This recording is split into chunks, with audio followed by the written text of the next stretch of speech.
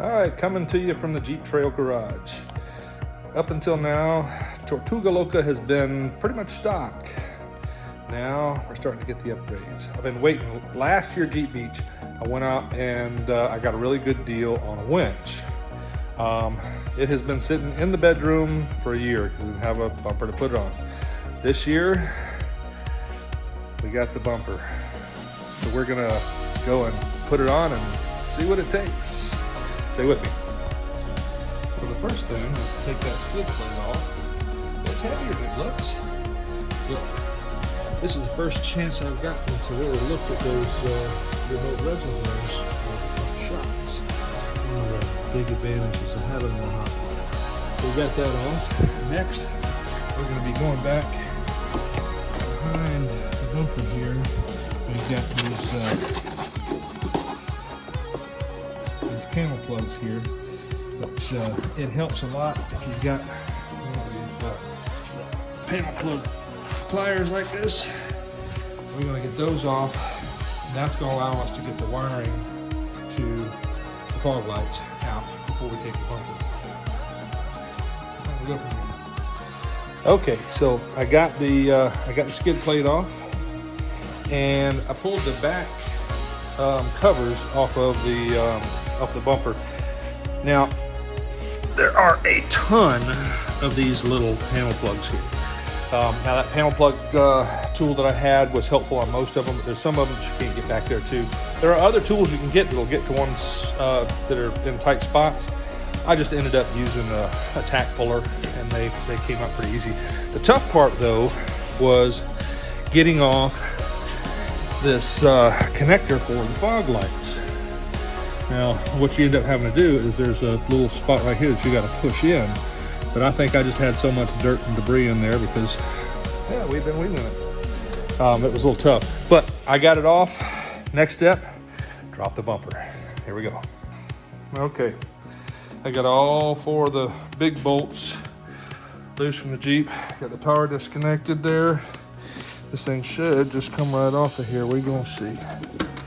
You still got this. Oh, there it goes. I have to put the phone down.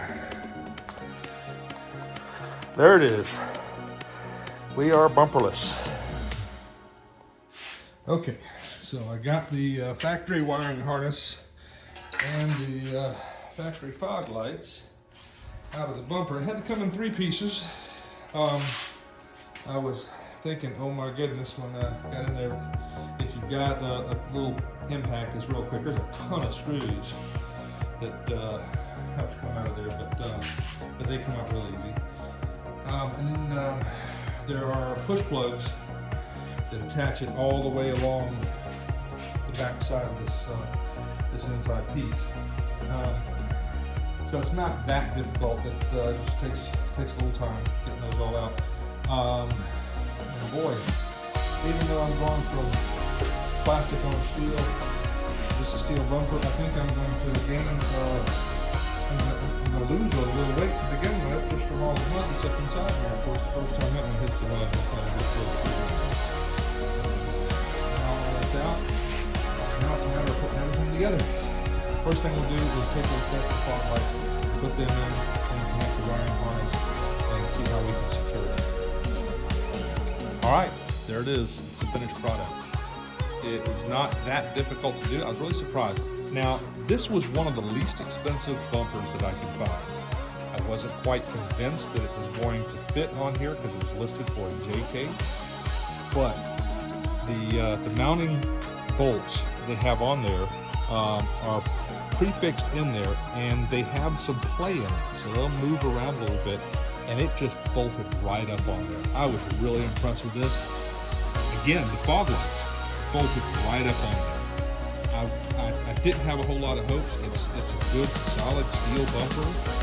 It's probably not the lightest thing out there, but I'm happy. I'm impressed. It took me less than 2 hours to swap it out, and that was with taking the whole apart. So if you're asking me for a recommendation on JT or JL, that Havoc bumper will do it. I think I paid, now I got a discount because we bought it at Jeep Beach, but I think it was like $250. Now there's a lot of more expensive bumpers out there, but I figured I'm gonna beat the mess out of it anyway, so let's give her a shot. And so far, I'm as pleased as I can be. Okay, final look at the Havoc front winch bumper that I put on last night. I had to stop during the night, well, I say during the night. I had to stop in order to go and get some paint today because they had a plate that went right behind the Havoc logo so that you could put your accent color there. And I thought I had orange paint here and I didn't.